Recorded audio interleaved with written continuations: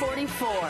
A new way of policing is being implemented in Delta. Here to talk about it, the Chief Constable, Neil Dubord. Welcome to BT. Thank you. Thanks for having me. So in a world where people are calling 911 to, let's say, complain about the nail color that they got, how scary is it to have a philosophy, no call is too small?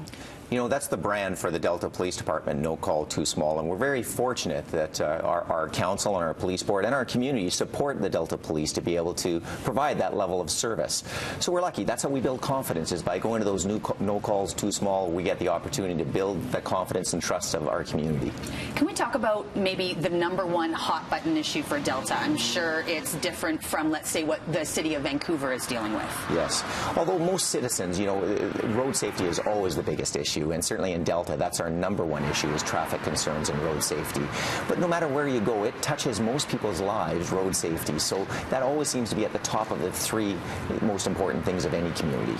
So in Delta in particular, 2017, traffic-related accidents were up by 10%. So how is your force reacting to that increase? That's correct. So we have what we call Vision Zero, and we want to be able to not only reduce traffic fatalities and serious injury collisions, but also pedestrians that are being hit. It's so important. You know, where we're dark 3-4 months a year and the rain is happening, it's so important that we wear bright-colored clothing for our pedestrians, and the drivers are more aware and not distracted and are looking for pedestrians as well. So we call it Vision Zero, and we hope to have 0 fatalities for pedestrians in 2018. So, of course, as you battle the increase in traffic-related accidents, there's probably an increase in fines. What would you say to BT viewers from the Delta community who think that fines, especially related to traffic, are just a cash grab? No, you know, we try to focus all our traffic enforcements on areas that actually have proven to be bad areas for fatalities, for motor vehicle injuries.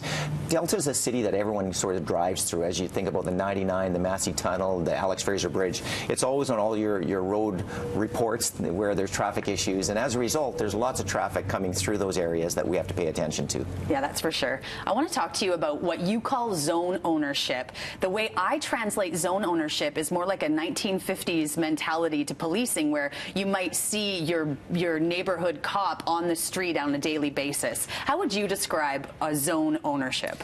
Absolutely. So how we got to zone ownership is that we went to the community and said, you know, what's important for you? And we received their feedback. We received feedback from our partners and from our police officers as well, and said, you know, how do we actually serve in this new reality of policing to the city of Delta? As a result, they said zone ownership. And I relate it to who washes a rented car. You never wash a rented car, right? The fact is, you drive it back and it's dirty and you let someone else wash it.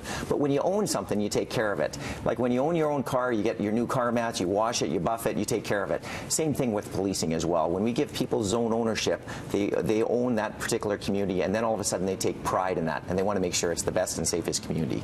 As a local, I can say when I heard about zone ownership, I thought, I think I'm seeing that implemented in my neighborhood in Ladner, in regards to seeing one particular cop on a regular basis over the last couple months. How important is visibility when it comes to police in the community?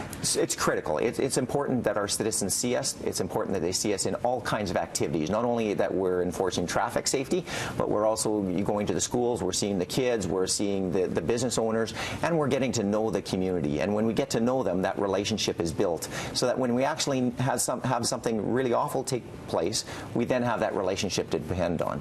I brought up Ladner a second ago, and it is, of course, part of Delta. Is there a different sort of style of policing that's required for a community like Ladner compared to, let's say, North Delta? There is. There's 2 different sort of areas in Delta. We have South Delta, which has Tsawwassen and Ladner, and then we have North Delta as well. And although the policing style is the same, there are different issues that come to the forefront in those different communities. And is it still just traffic-related things? We find that certainly in North Delta, we do have some different types of issues that we're dealing with, whether it be more disturbances, more parties, those types of issues. However, traffic is still at the forefront.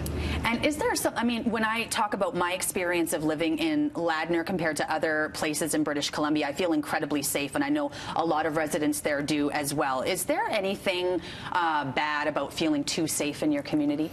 You know what, you always have to be aware. We always say that there's a relationship. So let's talk talk about road safety, for instance, there's a relationship between people that drive the car, people that are on bicycles, and people that are walking as well. And you always have to be aware of all those things. So, you know, certainly you should feel safe. I think Delta is a very safe community. However, it's always good to be cautious.